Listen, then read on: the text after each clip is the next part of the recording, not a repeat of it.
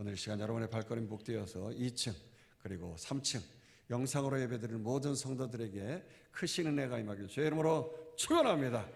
오늘 말씀의 제목은 영과 혼과 육의 안식이라는 제목으로 은혜를 나누겠습니다. 우리 하나님은 당신의 백성이 광야와 같은 이 땅을 살아갈 때 고생하면서 뼈도 못 차리고 모두 다 엎드려 죽기를 바라시는 하나님이 아닌 줄로 믿습니다. 적과 꿀이는 땅에서 안식을 누리고 축복을 누리고 평강 가운데 살아가기를 원하시는 하나님이십니다. 할렐루야. 오늘 본문은 핍박받는 그래서 하나님 초대교회의 성도들을 향하여서 하나님의 말씀으로 권면의 편지를 쓰고 있는데요, 과거에 출애굽한 그 이스라엘 백성들의 그 광야의 삶을 배경으로 깔면서 오늘 본문의 이야기를 전개해 나가고 있는 것입니다. 저들이 엄청난 핍박을 받았던 그 세상 나라, 하나님 없는 나라, 그 이집트 땅에서 어린 양의 보혈의 피로 말미암아서 그 피를 문 설주와 임방에다가 이렇게 발라가지고 그 죽음의 천사가 패스오버 해가지고서 죄와 저주와 모든 고통은 패스오버 넘어감을 통하여서 유월해서 구원받았습니다. 할렐루야. 그저 아무것도 그들은 한 게 없었는데 어린 양의 피 공로로 말미암아서 영적 구원을 받은 것입니다. 그 영적 구원을 받을 때 하나님의 말씀이 저들의 영 안으로 아주 쑥하니 찾아 들어오신 것이죠. 척과 꿀이는 땅이 예비되었다는 말씀이 주어지면서 그들의 삶은 탄탄대로를 가게 되어진 것입니다. 그래서 그 땅에서 참된 안식과 평강을 누리면서 살아가면 되는 거예요. 이렇게 구원받은 우리들의 영에는요, 생명을 살리는 하나님의 말씀이 주어졌다는 거죠. 그래서 요한복음 6장 63절은 이렇게 말씀하고 있습니다. 살리는 것은 영이니 육은 무익하니라. 내가 너에게 이른 말은 영이요 생명이라. 자, 그렇게 이스라엘 백성들의 영은 적과 꿀이 흐르는 그 말씀으로 가득 차고 너무너무 잘된 거예요. 저들에게 있어서 영의 구원은 확실히 보장받았기 때문에 정말 희망차게 그 이집트 땅을 감사와 감격 가운데 나오게 된 거 아니겠습니까? 그러나 문제는 이 혼의 구원입니다. 혼. 이 혼의 구원을 통해서 광야와 같은 이 땅에서 하나님 나라 그 천국을 맛보느냐 마느냐가 달려있고요, 그 가나안 땅의 참된 안식을 잠시 잠깐이나마 이 땅에서도 누리느냐 마느냐가 달려있는 거예요. 여러분, 그런데 이스라엘 백성들은 400년 동안 이집트에서 종살이 하지 않았습니까? 그렇게 긴 세월 동안 평생 자유를 누려본 적도 없고 마음껏 살아본 경험도 없는 거예요. 그 결과로 그들의 내면에는 항상 핍절의식과 피해의식이 아주 깊이 뿌리를 내리고 있었던 것입니다. 늘 부정적인 생각, 자신감이 없이 그렇게 낮은 자존감 속에서 그들은 늘 살아갔던 것입니다. 이때 하나님께서 그들에게 하신 일이 무엇입니까? 단순히 그들을 애굽에서 출애굽시켜 건져내는 일만 하신 게 아니에요. 그들의 영 안에 말씀으로, 온전하신 말씀으로 꽉 채워주시고 말이죠. 그 말씀으로 혼을 뚫고 나와서 말이죠, 마음과 생각을 뚫고 나와서 육신이 움직여 나갈 수 있도록, 부정적인 생각을 뚫고, 좌절하고 낙심하는 생각을 뚫고, 핍절의식, 피해의식, 좌절의식을 뚫고 나와서 삶 속에서 승리를 거둘 수 있도록 하나님께서 은혜 주시고자 하신 거예요. 새롭게 변화를 시켜야 되는 것이죠. 이것이 바로 혼의 구원인 것입니다. 혼의 구원이 중요한 이유가 뭐냐? 생각이 삶을 결정하고 그리고 마음이 행동을 이끌어가면서 그 마음과 생각이 몸을 다스리기 때문에 중요한 거예요.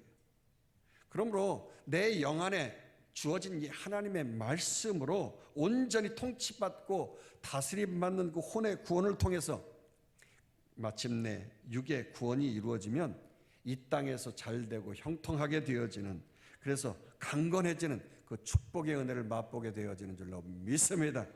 그래서 성경에서는 영혼이 잘된 같이 범사가 잘되고 강건하라고 말씀하고 있는 거예요. 한마디로 천국을 맛볼 수 있다는 거예요. 이 땅에서 우리는 잠시 잠깐이지만 그 바실레의 하나님 나라 천국을 맛볼 수 있어요. 그렇습니다. 그 안식은 내 마음속에만 머무르는 것이 아니고요, 육신을 뚫고 흘러나와서 삶의 기쁨이 넘치는 거죠. 그래서 내가 가는 곳마다 삶의 모든 영역 속에서 하나님 나라 천국을 이루게 되는 것이지. 비록 광야와 같은 이 땅을 살아간다 할지라도, 불같은 시험이 끊임없이 다가온다 할지라도 내 마음 안에는 참된 안식과 평강으로 인하여서 하나님께서 허락하신 그 믿음의 표대를 향하여서 면류관 받기 위하여서 믿음의 다름질을 쉼없이 달려갈 수가 있는 거예요. 이게 바로 영의 구원이고 혼의 구원이고 육신의 구원이면서 전인적인 구원, 총체적인 구원을 이루게 되는 것입니다. 그러나 어떻습니까? 이 어린 양 피 공로로 이집트를 탈출하고 영적 구원을 받은 이스라엘 백성들은 그 메마른 물 한 방울, 풀 한 폭이 없는 그 광야에 도착하자마자 어떻게 말하고 행동했습니까? 내 영 안에 계시는 그 하나님의 말씀으로 말하고, 통치받으니까 그렇게 말하고 행동해야 되는 거 아니겠어요? 생각을 뚫고, 이 부정적인 생각을 뚫고 말하고 행동해야 하는데, 다스림 받지 않으니까 부정적이고 완고한 마음을 가지고 온갖 불평과 원망을 쏟아내면서 혼의 구원을 이루지 못한 것입니다. 이로 인해서 그들은 적과 꿀이는 땅을 눈앞에 두고도 그 축복의 땅을 이루지 못한 거예요. 들어가지 못해서 오직 여호수아와 갈렙, 그러니까 1세대들은 다 광야에서 죽고 그 1세대 가운데 오직 2명, 여호수아와 갈렙만 그 가나안 땅에 들어갔다는 거죠. 말씀이 통치하는 하나님 나라가 아니라 그야말로 내 소견에 오른 대로, 내 생각대로 난리 부르스를 치면서 지옥을 맛보다가 다 광야에서 꽃 끌어지고 말았던 거예요. 참 얼마나 안타까운 일인지 모르겠어요. 따라서 본문은 이 안타까운 마음을 가지고 그러므로 우리 모두는 두려워해야 한다고 말하고 있어요. 너희 중에 뻔히 눈앞에 적과 꿀이 흐르는 가나안 땅을 보고도 혹여라도 그 땅에 이루지 못할 자가 있기 때문이라는 거죠. 그래서 오늘 본문 1절은 이렇게 시작하고 있습니다. 그러므로 우리는 두려워할지니 그의 안식에 들어갈 약속이 남아 있을지라도 너희 중에는 혹 이르지 못할 자가 있을까 함이라. 여기 보니까 아직 하나님의 안식에 들어갈 약속이 남아 있다고 했어요. 죄의 종로로 타던 우리에게 영적 구원이라는 엄청난 그 축복의 말씀이 주어졌지만은, 그러니까 죽어서 우리가 천국은 가지만 말이죠, 하나님이 허락하신 이 광야, 이 땅의 세상에서도 잠시 잠깐이나마 안식의 문을 열고 들어가서 그 축복을 좀 맛봐야 되는 거 아니겠어요? 천국 죽어서만 가가지고 우리가 안식을 누리고 천국을 맛보면 어떻게 합니까? 이 땅에서도 좀 맛을 봐야 되는 거 아니겠어요? 우리는 예수 그리스도의 은혜로 그 어린 양의 피로 말미암아 복음으로 구원받은 것이니까요. 그 구원받은 그 복음을 믿음으로 땡기면서 우리가 믿어 의심치 아니하고 아멘 해야 하는 것입니다. 그럴 때 영적 구원이 이루어지는 거예요. 할렐루야. 죽어서 하나님 나라 천국 가지만 광야에서 적과 꿀이 흐르는 그 가나안 땅에서 안식을 누리느냐 마느냐 하는 것은 전적으로 나의 문제인 거예요. 나의 마음의 문제, 생각의 문제가 중요한 것이죠. 내 영 안에 들어있는 이 성령의 말씀이 뚫고 나오는데 어디로? 내 생각, 이 혼적인 마음과 생각을 뚫고 나올 수 있도록 나의 마음을 열고 웰컴하면서 그 말씀을 환영해가지고 내 영혼이 잘 되게 해야 하는 거예요. 말씀으로 내 생각을 잘 될 수 있도록 다스림 받고 통치를 받게 해야 하는 거예요. 그럴 때 가나안의 안식을 누리게 되는 겁니다. 마치 아브라함이 하나님으로부터 내 자손이 하늘의 별과 같이 땅의 모래알과 같이 그렇게 많아질 거라고 했는데, 그가 말씀은 들었지만 아직 그 약속의 말씀이 이루어지지 않고 자식이 하나도 없었어요. 그래도 그는 믿음 가지고 그 멀리 있는 그 말씀을 웰컴하고 환영하고 받아들인 거예요. 한 번만 받아들이는 게 아니라 계속해서 환영하고 약속을 받아들이면서 나아갔더니 참된 축복 안식을 누리지 않았습니까? 히브리서 11장 12절에서 13절은 이렇게 말하고 있어요. 이러므로 죽은 자와 같은 한 사람으로 말미암아 하늘의 허다한 별과 또 해변의 무수한 모래와 같이 많은 후손이 생육하였느니라. 이 사람들은 다 믿음을 따라 죽었으며 약속을 받지 못하였으되 그것들을 멀리서 보고 환영하며 또 땅에서는 외국인과 나그네임을 증언하였으니. 여기서 그것들을 멀리 보고 환영했다 그랬어요. 저의 보존으로 얘기한다고 환영한다는 게 뭔가 땡기는 거예요. 믿음으로 땡겨요. 제가 미국에서 유학 생활을 하면서 참 낯설고 물서른 곳에서 공부를 하다 보니까 학교에서 잘 적응하라고 친구를 소개시켜줬는데 이 친구가 키가 190이 넘어요. 근데 이 친구는 항상 저를 갖다가 웰컴하면서 환영하는데 말이죠, 와락 땡겨가면서 끌어안는 거예요. 이 90년대 때 말이죠, 뭐 남자가 남자를 끌어안는 거 좀 이상하게 생각이 들더라고요. 뭐 요즘에야 뭐 남자가 남자 뭐 이상한 그런 것이 많이 돌아다니니까 아무튼 근데 이게 환영한다고 끌어안으니까요 마음이 열리더라고요. 막 불안하고 초조하고 근심됐는데 마음이 열리면서 기쁨이 생기고 그 미국 땅에서 정착하는데 좀 쉽게 정착이 되더라고요. 아브라함은요 이렇게 보이지 않는 것을 보이는 실상으로 환영해서 믿음의 뿌리가 쉽게 내릴 수 있도록 한 거예요. 할렐루야. 제 버전으로 믿음으로 땡기는 거예요. 할렐루야. 다 한번 손을 이렇게 들고요. 믿음으로 땡기십시다. 믿음으로 땡기십시다. 이렇게 땡기는 거예요. 환영하는 거예요. 오늘 히브리서 저자는 들은 말씀을 믿음으로 결부시켜야 한다 이렇게 말을 했어요. 2절 한번 보실까요? 그들과 같이 우리도 복음을 전함을 받은 자이나 들은 바 그 말씀이 그들에게 유익하지 못한 것은 들은 자가 믿음과 결부시키지 아니함이라. 그러니까 이 말씀은 말씀을 믿지 않고 땡기지 않았다 이런 말이에요. 하나님께서 어린 양 예수 그리스도의 십자가의 공로로 이미 구원받은 우리에게 이 현재 광야교회를 통과하도록 하셨잖아요. 그리고 그 광야의 여정 속에서 말씀의 통치를 받고 보호받고 다스림받아서 바실레이아 하나님 나라 천국을 조금이나마 맛볼 수 있도록 기회를 주신다고 하셨는데 이스라엘 백성들이 어떻게 그 광야를 지나갔어요? 아플 때는 이 말씀으로, 고통당할 때는 저 말씀으로 하나님께서 율법의 말씀을 주시고 좋은 말씀으로 시기적절하게 그렇게 위로해 주시고 힘을 주셨잖아요. 근데 그 말씀을 순간순간 때마다 일마다 땡기고 웰컴하고 환영해야 되는데 믿음으로 결부시키지 않아가지고 그 광야를 통과한 1세대들이 하나님의 진노를 받아서 안식을 누리지 못했다고 하는 것입니다. 그래서 오늘 히브리서를 기록한 저자 바울은 이 편지를 히브리인들에게 썼기 때문에 히브리서예요. 유대인들에게 이 말씀을 전하다 보니까 유대인들이 가장 능통한 그 시편을 가지고 인용해서 이 사실을 가르쳐주고 있는 것입니다. 그래서 오늘 보면 3절에서 6절은 이렇게 말합니다. 이미 믿은 우리들은 저 안식에 들어가는도다. 그가 말씀하신 바와 같으니 내가 노하여 맹세한 바와 같이 그들이 내 안식에 들어오지 못하리라 하셨다 하였으나 세상을 창조할 때부터 그 일이 이루어졌느니라. 제7일에 관하여는 어딘가에 이렇게 일렀을 때 하나님은 제7일에 그의 모든 일을 쉬셨다 하였으며 또 다시 거기에 그들이 내 안식에 들어오지 못하리라 하였으니 그러면 거기에 들어갈 자들이 남아 있거니와 복음 전함을 먼저 받은 자들은 순종하지 아니함으로 말미암아 들어가지 못하였으므로. 자, 이 시편을 인용했는데 지금 읽은 내용에서 화면에서는 어디에 시편이 인용됐는지를 잘 몰라요.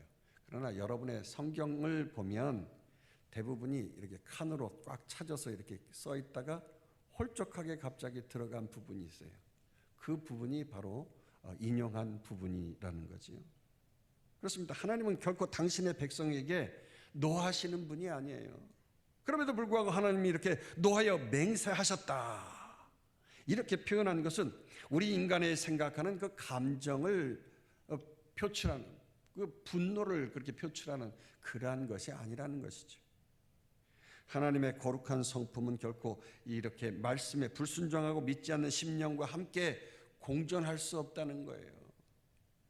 코드가 하나님과 맞아야 되는 건데 맞지가 않으니까 너희들 죽는다, 그거예요. 그러니까 코드를 좀 맞춰라, 불순종하지 말라, 이걸 강하게 말씀하신 거예요. 하나님은 당신의 백성을 향하여서 복 주시길 원하신 것이지 분노해서 죽이고자 하신 것이 아니란 말이에요. 그래서 애시당초 본문은 천지 만물을 창조하실 때 첫날부터 모든 걸 다 창조하셨다는 거예요. 그리고 인간에게 부족한 것이 하나도 없도록 그렇게 다 완벽하게 완비해서 준비해 놓으셨다는 겁니다. 그런 다음에서야 인간을 맨 마지막에 만드신 거 아닙니까? 그리고 나서 인간이 눈을 딱 뜨자마자 야, 이렇게 다 모든 것이 완비되어졌으니까 얼마나 좋아요. 그래서 하나님께서 야, 너는 네가 할 것 없어, 안식을 누려라, 이 에덴의 축복을 누려라, 그러면서 그냥 하나님께서 이제는 다 내가 만들었으니 이제 나와 안식하자, 이렇게 제7일에 안식을 허락해 주셨다고 오늘 본문은 말하고 있는 것입니다. 하나님 태초부터 준비한 그 축복의 안식을 이스라엘 백성들은 그 마음과 생각의 문을 완고하게 닫아버린 거 아니겠습니까? 거부했어요. 그러니 얼마나 안타까운 일입니까? 하나님이 그렇게 창세전부터 완벽하게 준비해 놓으신 그 안식을 땡기고 웰컴하고 환영해야 되는데 말이지요, 믿음과 결부시키지 아니했어요. 희망찬 축복의 말씀을 불순종으로 거부한 것입니다. 이로 인해서 히브리서 저자인 바울은 시편 95편 8절에서 광야의 사건을 인용해가지고 다윗은 항상 두렵고 떨리는 마음으로 이 땅 가운데서 하나님의 축복을 맛보려고 그렇게 음성 듣고 말씀을 환영하면서 웰컴하고 땡기고 부여잡고 살았다라고 한 거예요. 여러분, 다윗의 왕국은 어떻습니까? 참 대단한 왕국 아닙니까? 편안하고 태평성대를 이루고 그의 나라는 금은 보화가 넘쳐나는 그런 축복의 나라였어요.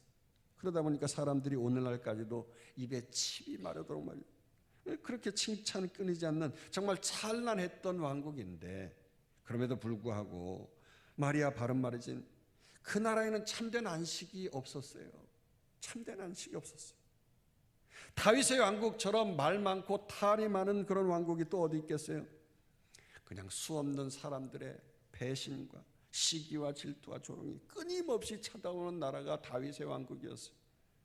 따라서 다윗은 자신이 이뤘던 이 왕국은 참된 안식을 주지 못했다고 이렇게 고백하고 있는 것이죠. 그러면서 그는 하나님 나라의 천국을 이룰 때가 어느 날인지, 그 날이 어느 날인지 확실히 모르지만 그 하나님이 허락하실 그 축복의 날, 그 안식의 날이 만약에 오늘 현재라고 한다고 하면, 그 현재에 하나님이 부르시는 음성을 듣는다고 하면 마음을 완고하지 말고 닫지 말고 웰컴하고 환영해라, 안식에 들어가라, 이렇게 말하고 있는 것입니다. 그래서 7절은 이렇게 말하고 있어요.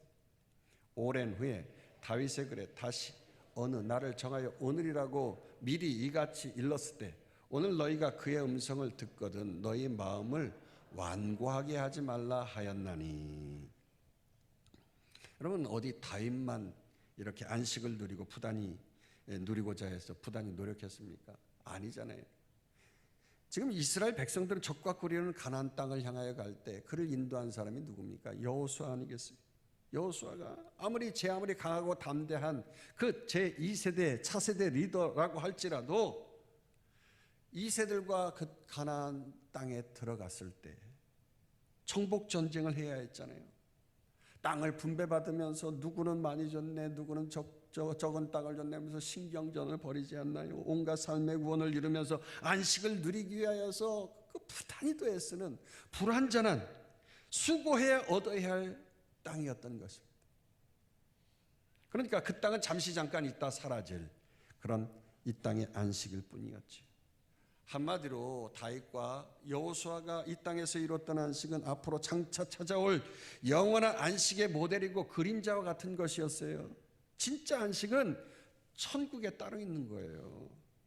여기는 좀 그림자이기 때문에 맛만 보는 거예요. 여전히 안식은 우리를 위하여서 예비된 줄로 믿습니다. 그래서 우리가 그 안식에 들어갈 힘을 쓰자, 이렇게 바울은 말을 하면서 다시 한번 강조하길, 순종치 아니하여서 안식에 들어가지 못한 그 광야 세대 이스라엘 백성들, 너희들 절대로 본받지 말라, 이렇게 강조하는 것입니다. 8절에서 11절 보십시다. 만일 여호수아가 그들에게 안식을 주었더라면 그 후에 다른 날을 말씀하지 아니하였으리라. 그런즉 안식할 때가 하나님의 백성에게 남아 있도다. 이미 그의 안식에 들어간 자는 하나님이 자기의 일을 쉬심과 같이 그도 자기 일을 쉬느니라. 그러므로 우리가 저 안식에 들어가기를 힘쓸지니 이는 누구든지 저 순종하지 아니하는 본에 빠지지 않게 하려 함이라. 자, 이렇게 바울은 1절에서 11절까지 하나님이 당신의 백성에게 허락하신 그 안식에 대해서 쭉 설명하면서 안식을 누리자고 그렇게 권면을 했어요. 그러다가 갑자기 11절에 와서 아주 전혀 내용이 다른 말씀을 전하는 것 같아요. 무시무수한 그 수술 칼로 말이죠, 찔러 쪼개는 그러한 말씀, 아주 유명한 말씀을 우리에게 전하고 있어요. 읽어보십시다. 자, 스크린.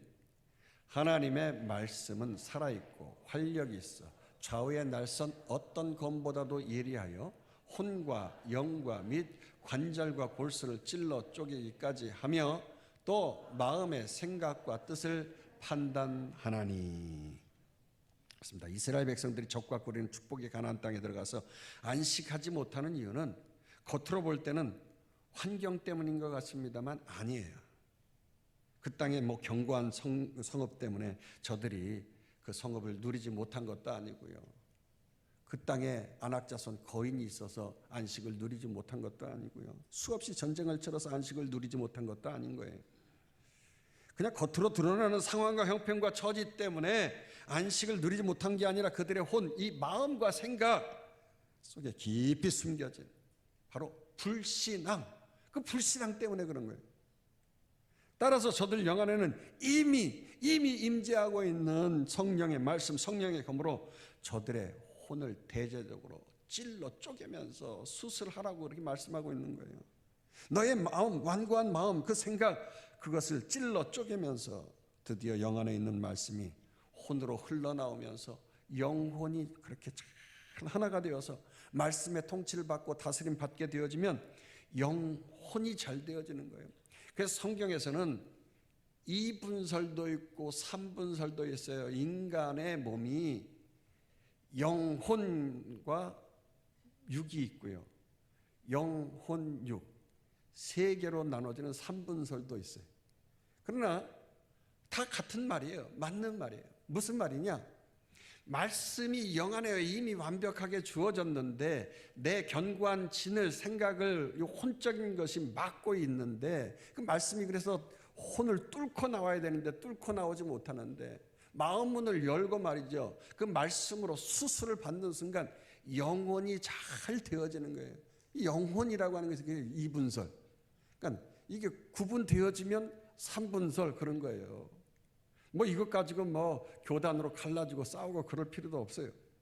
관절과 골수, 이건 육체가 움직이는 모든 영역을 말하는 것인데요, 육체까지도 완전히 그래서 통치를 받는 거죠. 말씀이 생각을 뚫고 나와서 육체가 움직일 수 있도록, 그 말씀대로 살아갈 수 있도록 삶의 모든 그 혼적인 것과 또한 골수를 쪼개는 그 말씀이 삶의 영역 속에서 흘러넘치는 거죠. 그래서 이 하나님 앞에 설 때 우리의 영혼, 육의 인격적인 변화를 가져오면서 하나님 앞에서 부끄러움 당치 않고 면류관 받는 성도로서 이끌어가는 그 하나님의 말씀, 이거 귀하게 생각하기를 주의 이름으로 축원합니다. 성령 충만을 받는다고 할 때 엑스타시하게 방언하고 신의 은사, 그것은 말씀을 통해서 역사하는 거거든요. 말씀 없이 그것을 그냥 역사하면 말이죠, 사람이 자기 배만 부리고 그 우상 따라가는 그런 사람 되고 마는 거예요. 그래서 하나님은요, 성령 충만 우리에게 주실 때 말씀을 통해서 주시는 줄로 믿습니다.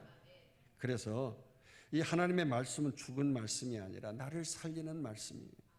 하나님으로부터 나온 하나님의 말씀, 그 예수 그리스도가 온 우주 만물을 창조하시고 다 생겨나게 할 정도로 그렇게 살아 움직이는 활력 있는 말씀이죠. 이 활력 있다는 말은 견인하여 끌어간다, 이런 말이거든요. 태초에 그 말씀이 혼돈과 암흑 속에 있었는데 깊은 암중에 있었던 그 땅을 막 활력 있게 말씀으로 이끌고 나갔다는 거예요. 그래서 에덴 동산으로 아름답게 이루어간 그 하나님의 말씀이 되어진 거죠. 광야에서 우리가 삶을 살아갈 때 그 정말 아무것도 없는 그 광야에서 말이죠, 하나님의 말씀으로 우리가 살 수밖에 없는 거예요. 하나님이 도우시지 아니하면 우리가 어찌 이 광야 같은 세상을 살아갈 수 있겠어요? 그래서 광야는 미드바르라고 하는데요, 여기에서 말씀이라고 하는 다바르, 이 다바르에서 유래가 되어진 것이 미드바르, 광야인 것이. 그러니까 광야에서는 하나님의 말씀이 들려질 수밖에 없는 거예요. 세상 어디에도 기댈 곳이 없잖아요. 나 혼자 결코 살 수 없고 주님만이 내 도움이 되시고 말씀만이 나를 견인해 이끌고 가는 것이 바로 광야인 것입니다. 그런 광야에서 내 자아가 완전히 산산이 깨어져 버리고 높아지려고 했던 내 꿈도 다 주님 앞에 내려놓고 다 부서뜨려야 하는 것이죠. 그럴 때 비록 내 인생이 광야와 같이 캄캄하고 앞이 당장이라도 죽을 것 같은 그런 무서움과 두려움이 내 마음과 생각을 엄습해 온다 할지라도 살아있는 그 활력 있는 그 하나님의 말씀, 다바르의 말씀이 들려지면 내 인생 새롭게 창조될 줄로 믿습니다. 마침내 주님 앞에 설 때 면류관 받는 인생으로 쓰임 받는 거예요. 그런 믿음 허락해 주실 줄로 믿고 아멘 하면서 믿음으로 땡기시길 축원합니다. 더 나아가서 그 말씀은 우리가 스스로 속이고 있는 그 깊은 내면 속에 숨겨놓은 거 있잖아요. 그 무의식 속의 영역에 내 감정까지도 하나님이 다 드러내신다는 거예요.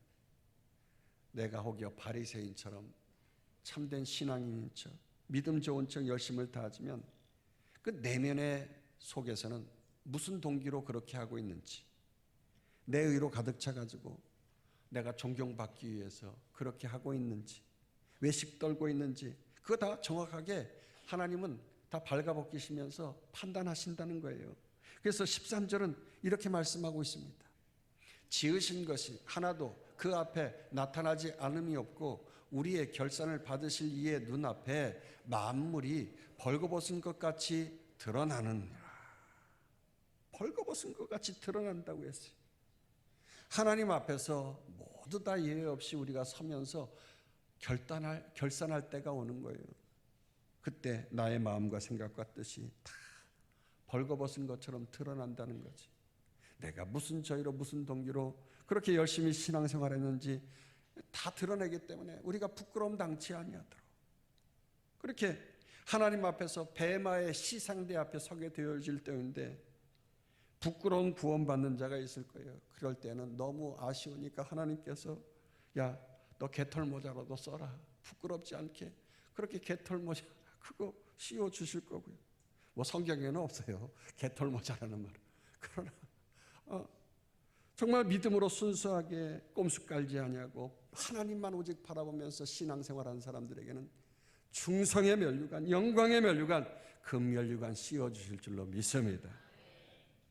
그럼에도 불구하고 어린 양 예수 그리스도의 피로 구원받지 못한 사람들은 그럼 어떻게 될까요?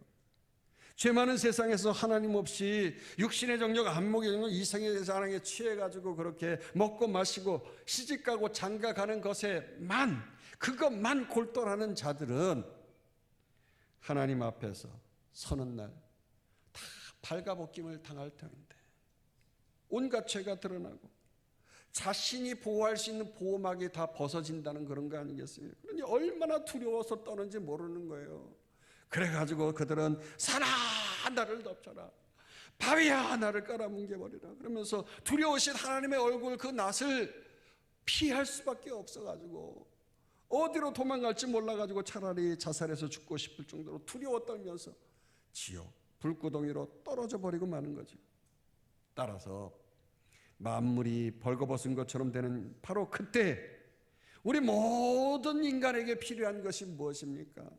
나의 보호막이 되어주시는 어린 양 피를 흘려주시어서 나를 죄 없다 하시는 예수 그리스도인 줄로 믿습니다. 그분은 우리의 중보자 되시며 우리의 다리가 되어주시는 대제사장이라고 해서, 대제사장은 그 중보자의 다리의 역할을 하는 거거든요. 그 뜻이 있는 거거든요. 하나님과 인간 사이의 다리 역할을 하는 거예요. 그러니까 우리가 하나님을 참되게 예배한다고 해서 조금이나마 사적인 감정이 없이 흑심품지 아니고 외식하지 아니고 그렇게 사실 신앙생활 한다는 게 그리 쉬운 일이 아니잖아요. 불가능할 수도 있어요. 내 입속 따라서 사실 신앙생활 하잖아요. 이럴 때 나를 위하여서 대신 변명해 주시는 나의 중보자 대제사장 되시는 분이 예수 그리스도인 줄로 믿습니다. 그 예수 그리스도의 피공로 때문에 나는 무슨 죄를 져도 하나님 앞에서 안식을 누리고 면류관 상급받을 수 있는 기회가 주어진 것이에요. 우리가 예수 그리스도의 십자가 부활을 믿고 따라가는 길인 그 믿음의 도리, 그 믿음의 도리는 우리가 늘 입으로 시인하고 선포하잖아요. 나는 예수님의 사람입니다. 나는 크리스찬입니다. 주님이 나를 구원해 주셨습니다. 그러면서 우리가 사도신경으로 또 고백하고 말씀으로 선포되어질 때 아멘 하면서 믿음으로 땡기면서 그 믿음의 도리를 고백하는 거예요. 특별히 사탄이 우리를 향하여서 이럴 때 야, 네가 진정 예수 믿는 사람이냐? 그렇게 신앙생활 해가지고 뭐 네가 천국 간다고? 그러면서 자꾸 우리를 조롱하고 좌절하고 낙심케 하고 쓰러뜨리려고 할 때 예수의 이름으로 물리쳐야 될 줄로 믿습니다. 나의 중보자이시고 나를 다리를 놓아주시는 대제사장이신 예수의 이름으로 명하노니 이 더럽고 추악한 사탄의 세력아 나의 생각 속에서 떠나갈 지어다 선포해야 하는 거예요. 이 믿음의 도리 자꾸 신앙으로 고백하고 선포할 때에 우리의 삶 속에서 하나님의 나라가 이 땅에 이루어지며 조금이라도 이거 천국을 맛보는 거예요. 그래서 14절에서 16절 한번 읽도록 하십시다. 그러므로 우리에게 큰 대제사장이 계시니 승천하신 이 곧 하나님의 아들이십니다. 우리가 믿는 도리를 굳게 잡을지어다.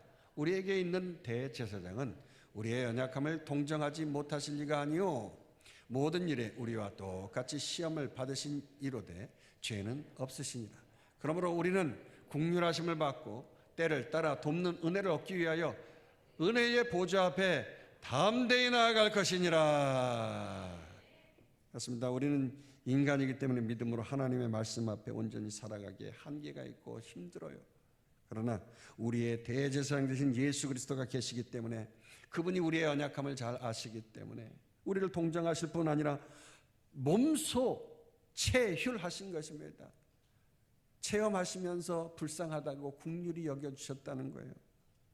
똑같이 인간의 몸으로 오셔가지고 우리가 시험당하듯이 그렇게 채찍에 맞으시고 고통을 당하시고 우리의 죄를 지을 여건과 상황에 주님이 처해 보셨습니다만 그럼에도 불구하고 그분은 죄가 없으셔서 죄에 꼬꾸라지지 아니하신 분이시 그저 체휼하시면서 이런저런 고통을 당하실 때마다 우리를 기억하시고 불쌍히 여겨주시고 저주와 죽음의 문제까지도 패스오버해서 넘어갈 수 있을 정도로 그분이 십자가에서 죽으실 뿐만 아니라 죽으시고 3일 만에 부활하심을 통하여 우리가 지옥의 불구덩이에 빠지지 아니하고 그를 믿는 자는 영원한 천국에 이르게 되어지는 다리를 놓아주시는 분이 된 줄로 믿습니다.